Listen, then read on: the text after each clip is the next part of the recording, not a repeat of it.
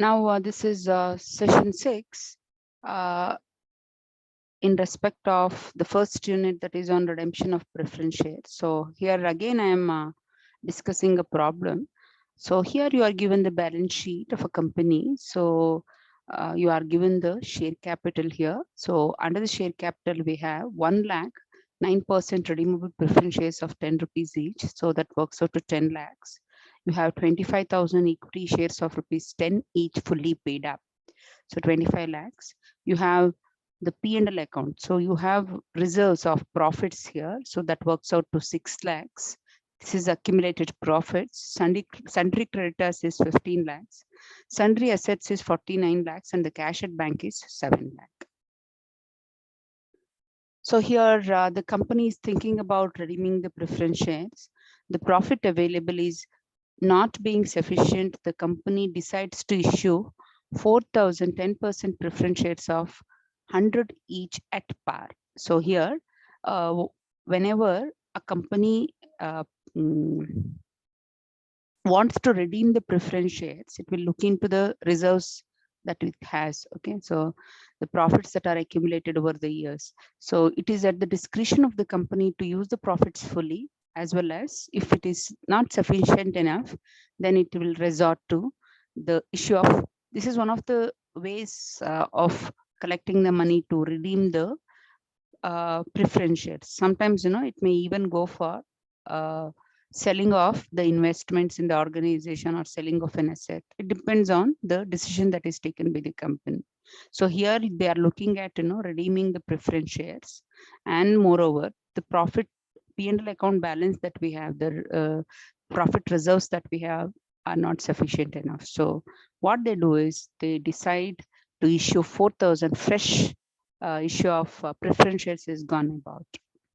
Now let us look at the journal entries here. So whenever you are, redeeming the preference shares, you will have to pass a journal entry to make the amount due.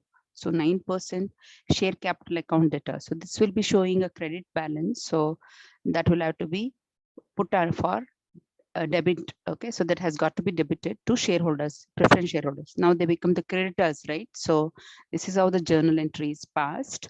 So 9% preference share capital that is appearing in the balance sheet under the caption share capital, that is what they're going to redeem. So 10 lakhs and to preference shareholders account. So now as it has been decided, the company goes for the use of P&L account balance that is there in the P&L account. So here we have the reserves, right, to the tune of 6 lakhs. Now P&L account data to capital redemption reserve. So whenever you have the past accumulated profits that will be used for the redemption of preference shares, then the first thing that we should do is that will be put under capital redemption reserve. So we put under the capital redemption reserve. So P&L account is transferred to capital redemption reserve. So the journal entry is P&L account data to capital redemption reserve 6 lakhs. All the 6 lakhs are used. Now they are going for the fresh issue of preference shares. ಈಗ ಹೊಸದಾಗಿ 10% preference shares ಗಳನ್ನ use, they are issuing. So fresh issue ಆದಾಗ bank account is debited because the money is coming in, and to 10% preference share capital account. So 4 lakh ಬಂದಿದೆ, ಅದರಿಂದ ನಾವು 4 lakh bank ಅಕೌಂಟ್ಗೆ debit ಮಾಡಿ. So that has come through the issue of preference share capital of 10%. So that is credited.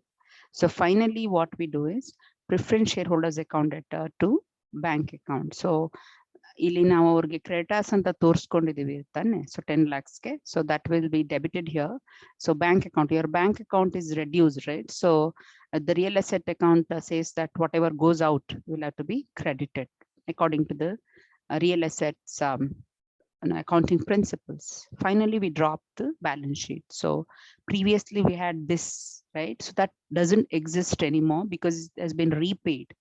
So adu baradilla. So second one, we have 25,000 equity shares of 10 rupees each. So that is put in here.